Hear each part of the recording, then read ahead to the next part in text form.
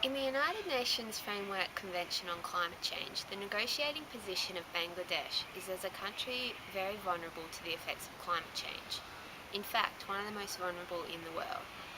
As one of the globe's poorest countries, Bangladesh is unable to tackle climate change alone and lacks the international influence to bend other countries to their will, like bigger powers in the system can. It becomes therefore imperative that they can appeal to the rest of the world through the UNFCCC process to try and turn the wheels further towards binding agreements on climate change.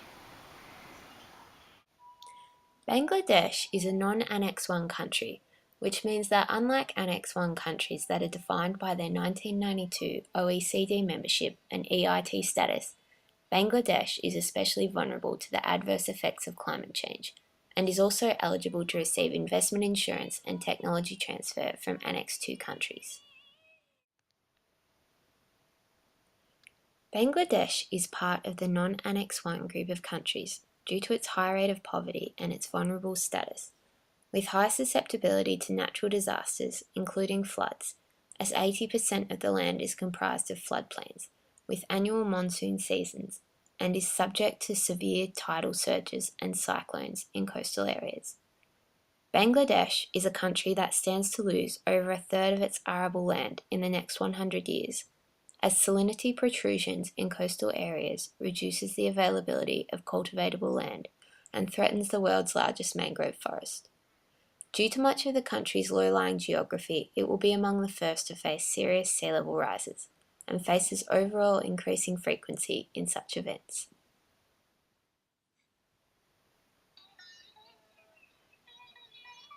As one of the most densely populated and economically disadvantaged countries on Earth,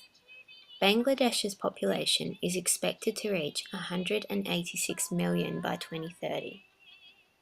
Despite recent macroeconomic achievements and with an increasing GDP rate, unfortunately poverty remains pervasive and endemic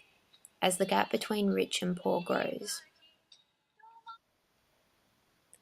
The Kyoto Protocol was one of the first attempts to strengthen the UNFCCC with binding targets for Annex II countries and incorporated the principle of common but differentiated responsibility.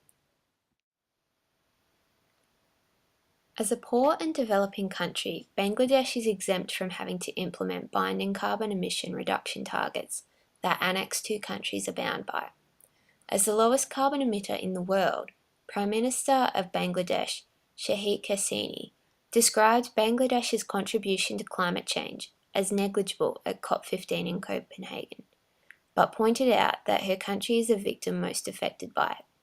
Hasina appealed to the delegation to avoid climate change by rising above what she called perceived petty national interests and appealing to the congregation for wise collective leaderships and resolute decisions. The government of Bangladesh has recognised the threats climate change poses to their country, and despite allegations that it is a weak administration, still remains committed to implementing adaptation and mitigation measures,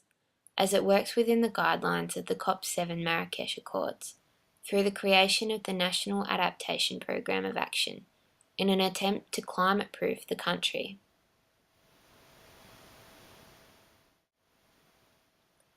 This program has provided Bangladesh with a blueprint for adaptation, which includes intervention in coastal areas, investing in afforestation to reduce climate change hazards, providing drinking water in coastal areas to combat rising salinity, constructing flood and cyclone shelters and assistance centres to help people cope with recurrent floods on major floodplains,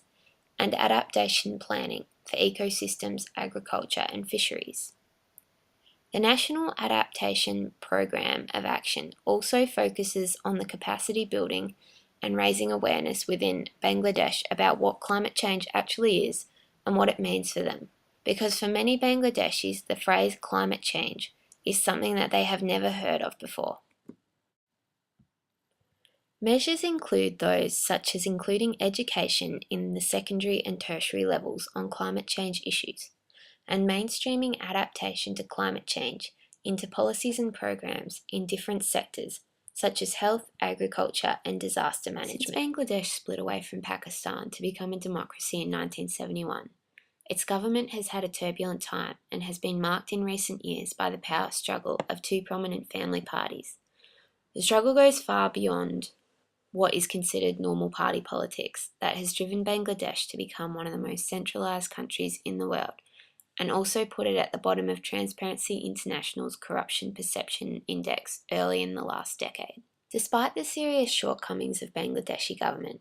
Bangladesh, which has been described as the ground zero of climate change, with many islands already lost to the rising tides, leaving climate refugees in its wake, is determined to tackle the effects of climate change. While Bangladesh is too small to make a dent in the interests of other countries, it has joined with 18 other vulnerable nations to form the Climate Vulnerability Forum,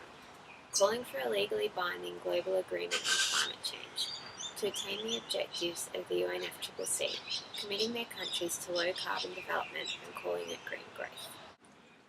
Prime Minister Hasina stated that Bangladesh and other vulnerable countries cannot wait for international responses to climate change, which is why they've taken matters into their own hands, implementing their own action programs such as the aforementioned National Adaptation Programme of Action. Bangladesh's negotiating position in the UNFCCC process remains as a vulnerable country, however has achieved remarkable things so far, as they continue to make progressive movements towards adapting their country to climate change.